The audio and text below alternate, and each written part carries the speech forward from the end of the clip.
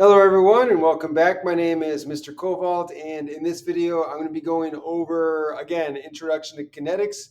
But I'm going to in this video talk about factors affecting reaction rates. So first I need to get into some theory and some things to think about or that you need in the back of your mind when you're talking about factors that affect reaction rates and reaction rates in general. So the first thing we need to have in mind is collision theory. So the theory behind reaction rates and whether reactions happen at all is this idea that reactants must collide in order to react. So they have to come into contact with each other if there's going to be any reaction at all. And so the other thing that's related to this is that they must also have a minimum amount of energy when they collide. And the reason for this is that this energy is needed to break bonds and form bonds. So that activation energy that I talked about in my last video and other videos is that minimum amount of energy that needs to occur between the reactants in order to overcome that hill in order to have the reaction actually go. And I'll talk about more of that in a moment. So there's at least two things that are needed in order to have effective collisions. So effective collisions. What do I mean by effective collisions? Those are collisions that are going to end up in the making of product. They end up making products. So you can have collisions that aren't going to end up in a product, right? So you can have two molecules hit each other, but that doesn't mean that they're going to end up forming the product that we want to form. So there's a couple of things that need to occur or in conjunction with actually coming into contact with each other.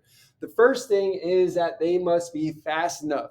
They must contain enough energy when they collide in order to form a bond or break bonds or both, right? So if they don't have the right amount of energy, then they may collide, but they're not going to break or form the bonds that need to form or break in order to form product. And the other thing they need to have is the correct orientation. They have to have the correct orientation in order to make the product.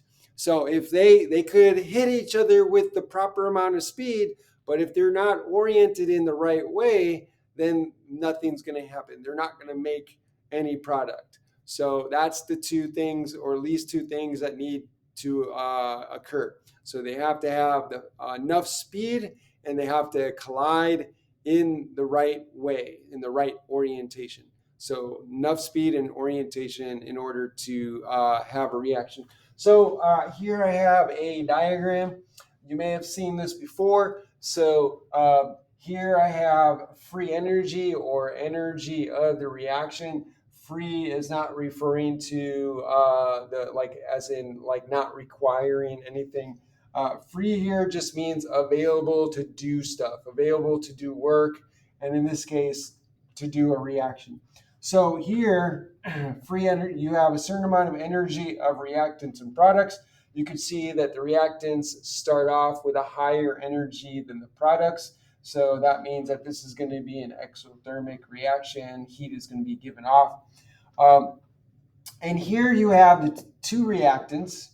And down here you have the progression of the reaction as it moves forward. So you start off with reactants at a certain amount of energy.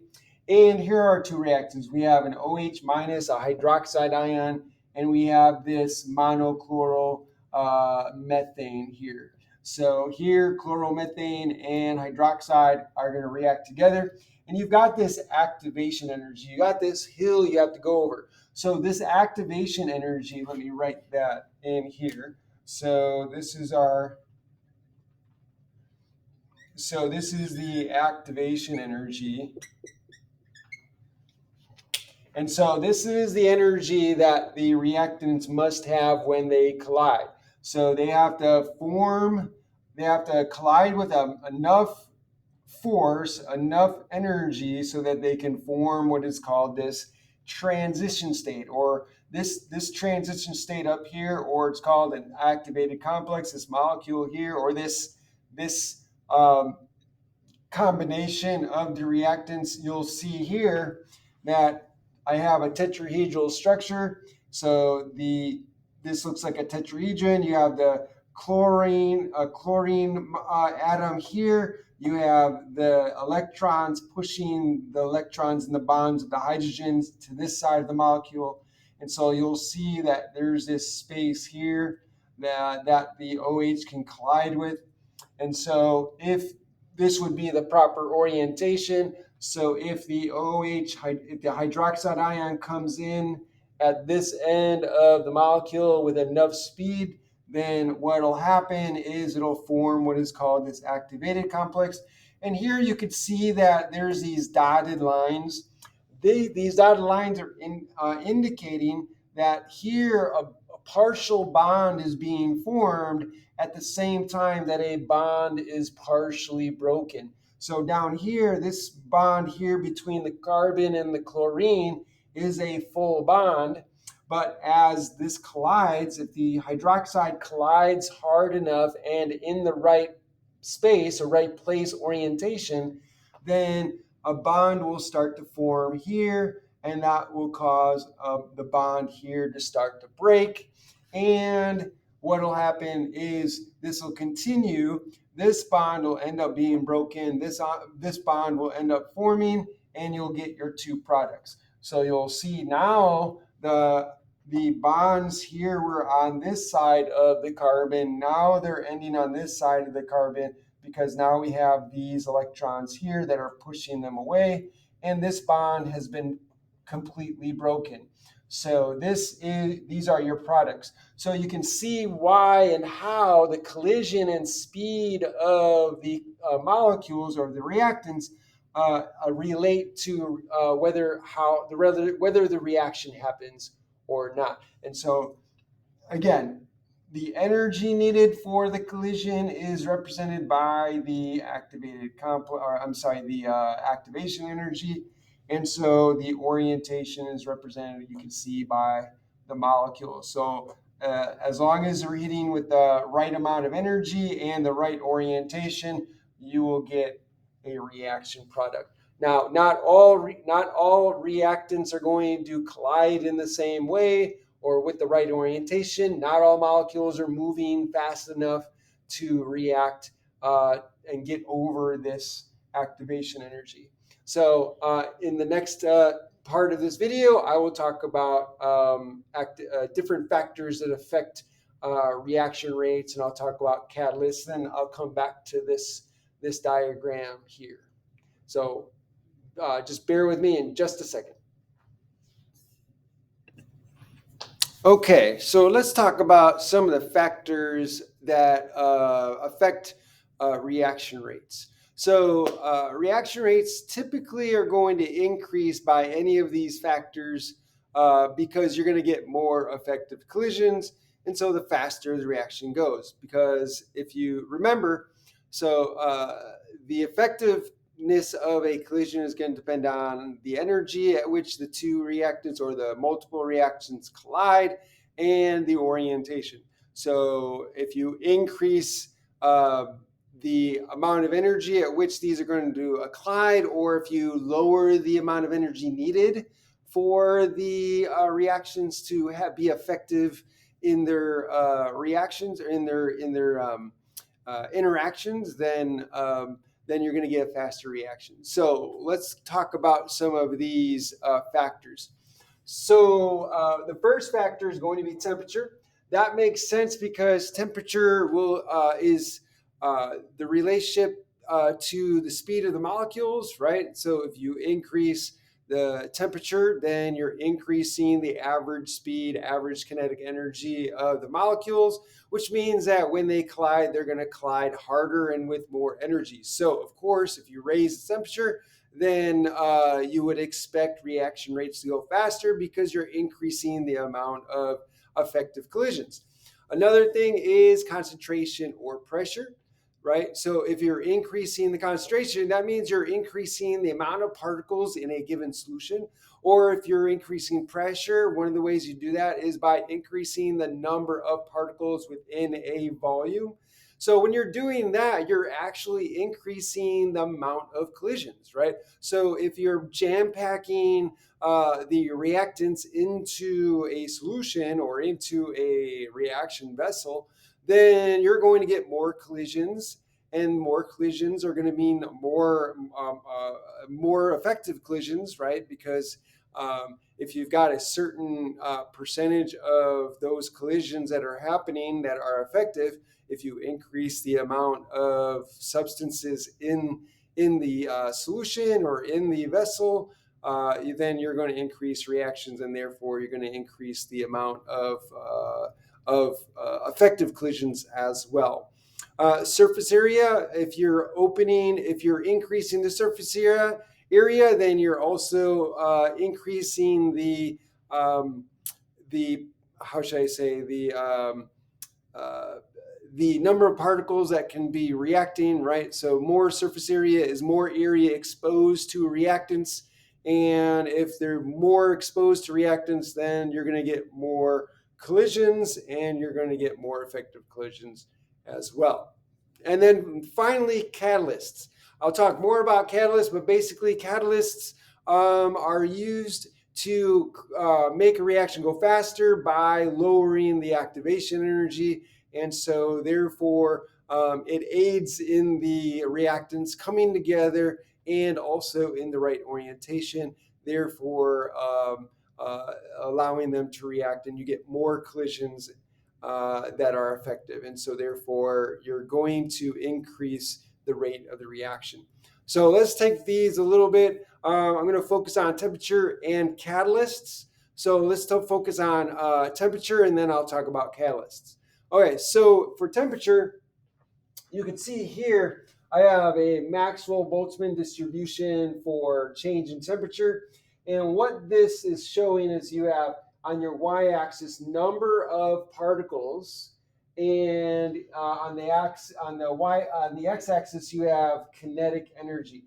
So here you're increasing the amount of kinetic energy that the particles have, and here are the number of particles with that kinetic energy. And so what you would do here is you would find the area under the curve to get the number of molecules that have that particular energy. Again, this would require calculus. If you're doing integrals, you would do an integral of the curve, and you would get the area underneath the curve. Again, this requires calculus. I'm not going to go over the calculus. All we need to understand is that underneath the curve is the number of particles with that particular kinetic energy. Here is the activation energy. So anything beyond the activation energy is going to have enough energy to collide effectively with the right amount of energy. And so you can see here at the two different temperatures, temperature 2, this green curve, this lower curve here, has a higher temperature. So temperature 2 is higher than temperature 1. So under the lower temperature, you have this large peak here, this large curve, and it comes down. And so you could see that the number of particles with the kinetic energy, enough kinetic energy to get an effective collision is low. It's relatively small compared to at a higher temperature. So what you'll see here is at a higher temperature, you get a shifting of the Maxwell-Boltzmann curve here, this distribution. And so as it shifts this way, you get a larger portion of the molecules are now going to have an amount of energy, the right amount of energy, enough energy to have effective collisions. So here you get more particles at a higher temperature have a great enough energy in order to effectively collide and react together to form products. So increasing the temperature increases the average kinetic energy. And if you increase the average kinetic energy, that means you're going to have more particles that have enough energy that exceeds the activation energy. So that means more collisions, more effective collisions, faster reaction. So lower temperature, not as many particles with the high enough kinetic energy, so less effective collisions, slower reaction. Higher temperature, more particles, more reactant molecules are going to have high enough kinetic energy to overcome the activation energy, and therefore more effective collisions, more reactions, and therefore faster. Okay, so this is how temperature is related to the speed of reactions. Now, what about catalysts? So before we talk about our distribution, our Boltzmann distribution with respect to catalyzed and uncatalyzed reactions, let me talk about what catalysts are first. Okay, let's talk about catalysts. So what are catalysts? So catalysts are chemicals that are added to the reaction. These could be just or inorganic chemicals, or they could be organic chemicals such as proteins that are actually used in the reaction but don't get used up in the reaction. So these do not get used up during the reaction, meaning that they're reproduced or they're not part of the reaction at all. They just help the reaction go. They aid the molecules in a number of ways. One way is that they can help orient the molecules to reach their transition state. So I talked about transition state last time. I showed you an example. So something like a protein could help the molecules orient themselves so that they can react in the right orientation. Also, proteins or catalysts in general, but specifically proteins can actually bend molecules or put strain on bonds that makes the bonds easier to break or easier to form, and so therefore it's easier to form the products. So and that creates that transition state. Or it provides an alternative pathway or mechanism or set of steps for the reaction to occur. So remember, the change in energy of reactants and products is a state function, meaning that it doesn't matter how the reactants get to the products. What matters is the initial state of the energy versus the final state, and how they get from reactants to products doesn't matter. So the pathway could be different. And so catalysts can help change that pathway or that mechanism or give a different set of steps to follow that would actually be lower in energy and easier for the molecules to go through. And so the upshot is you don't need as much energy. So if you don't need as much energy, then the activation energy is going to be lower, which means that you're going to get a faster reaction because more molecules will have that needed energy to get over the activation energy. And so what this means is with a catalyst, you don't get more collisions. You just get the same collisions, but you get more effective collisions out of the amount of collisions that you have. So they're just going to be more effective. The overall amount of collisions is the same, but the catalyst is increasing the amount of effective collisions that occur. And so with regard to this graph right here, we here on the x-axis, we have the number of collisions with a given amount of energy. So here you got a distribution. Again, this is your Maxwell-Boltzmann distribution curve. And so this is showing the distribution of number of collisions with a given energy.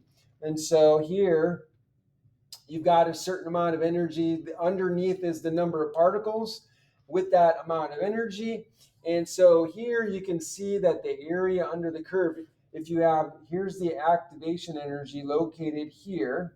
And so beyond this, you have the molecules that have enough energy to overcome that activation energy. And you can see here that it's relatively small number of particles with enough energy to overcome that activation energy. And this is what it looks like for the catalyzed. For the for the uncatalyzed reaction. So, but for the catalyzed reaction, you'll see that the activation energy has changed such that now it's here, and so you have a greater distribution of particles that now have enough energy to overcome the activation energy. It's not like in the previous example where I change the temperature, and when you change the temperature, it shifts the molecules over, so the distribution gets shifted so that more molecules are able to overcome the given activation energy. With a catalyst, however, you're not changing the distribution. The distribution is the same, but you're changing the activation energy, and so you're moving it so that more molecules that have lower energy and a lower kinetic energy can now overcome the activation energy. So you're not changing the amount of collisions or the distribution of the collisions. All you're doing is you're changing the activation energy so that more of those collisions that are already occurring can now have that energy that overcomes the new activation energy. So this is what this is showing here. Catalyzed versus uncatalyzed. So in the next set of slides, or not slides, but I'll show you some other graphs where you can see how activation energy is affecting. I'm sorry, where the catalyst is affecting the activation energy. Okay, so let's talk about reaction rates with regard to catalysts. Here I have a few diagrams to go over. So again, these are energy diagrams, not different from the Maxwell-Boltzmann distribution diagrams I was just showing you. So back to the energy diagrams, where here we have the energy of the substance, reactants, products, and here's the reaction pathway. So as the reaction goes from reactants to products, it has to undergo energy changes. And so here we're starting at a low energy for reactants. And so in the blue, we have the reaction without catalyst, without a catalyst. So you'll notice that it has a higher activation energy that it has to get over. So the reactants have a larger boundary to overcome. And so fewer molecules are going to have that amount of energy to overcome that barrier, that activation energy. And so you'll have a slower reaction. But you'll notice here that when we add a catalyst, so green here, the dotted line is reaction with a catalyst. And you'll notice that the activation energy is lowered. And so if the activation energy is lowered, then you've got a lower bar to jump over. So you have a lower hump or hill to get over. And so more molecules are going to have that amount of energy to get over that hump to reach that transition state and to then form product. So when a catalyst is added, more molecules are able to react and have that effective collision, have that effective reaction, and therefore the reaction occurs faster. Okay, so here in this diagram, I'm showing the same thing. Here the extent of the reaction, here's the energy, and here it's showing again two different pathways. So you'll see here that I have one hump here. In this case, again, reactants are lower energy than the products without the catalyst. So here's the uncatalyzed pathway. You've got this large activation energy, this large hill to get over to form products. And then for the catalyzed pathway, you'll notice that it's got these two humps here. The two humps are representing the fact that there are two steps in this process, and each step has a lower activation energy than the one step. So the catalyst can introduce more than one steps, can introduce a series of steps, all of which have a lower activation energy, and therefore will allow the reaction to proceed faster. So here's what the two-step looks like. Okay, and then finally I have this third one. So in this case, you have, again, reactants are on this side. In this case, reactants are higher in energy and the products are lower energy, but it's the same thing. Notice that without the catalyst, the activation energy for the uncatalyzed pathway is much larger than that of the catalyzed pathway. So this is lower activation energies. And you can see here there are three humps. So that means there are three steps that this reaction pathway has to go through when you add the catalyst. And so these three steps are all lower in activation energy compared to the uncatalyzed pathway. And so this will allow the reaction to occur a lot faster. And again, this brings home the point. These two here bring home the point that it doesn't matter what the pathway is, because when all is said and done, the thermodynamics of this is a state function. The change in energy is a state function, which means, again, that it doesn't matter what the pathway you take to get to products. All that matters is that the difference, the starting point and the ending point, is what matters. So as long as you get there through whatever means, then that's all that matters. So the change in energy is the same for both the uncatalyzed and the catalyzed. So the reactants are still going to have the same energy to start with. Products are going to have the same energy to end with. That's not changing.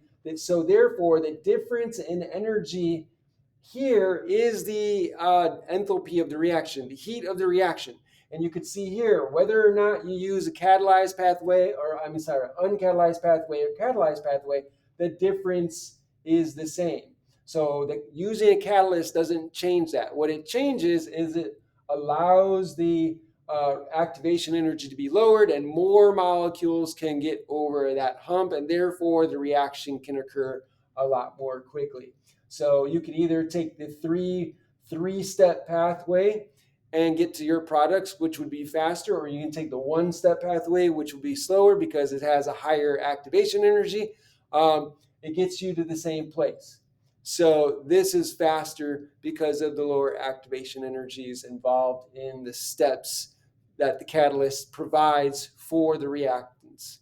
And that's it for this part. Now I'm going to talk about reaction mechanisms, because each of these is tied to a mechanism. So I'll talk about mechanisms, and that'll be it for this video. So hold on tight.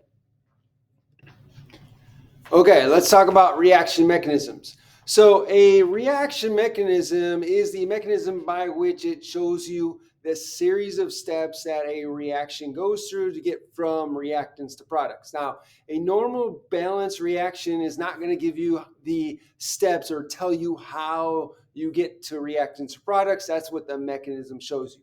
Here on the board, I have written an example of a reaction mechanism that shows you the process and steps that a reaction goes through in order to get from point A to point B. So you start with phenol and you end up with salicylic acid. And so this is what you would see in typical organic chemistry class. You would learn about reaction mechanisms, but in a balanced equation, you don't get that. So a normal balanced chemical equation doesn't tell you the how. That's what the reaction mechanism shows you.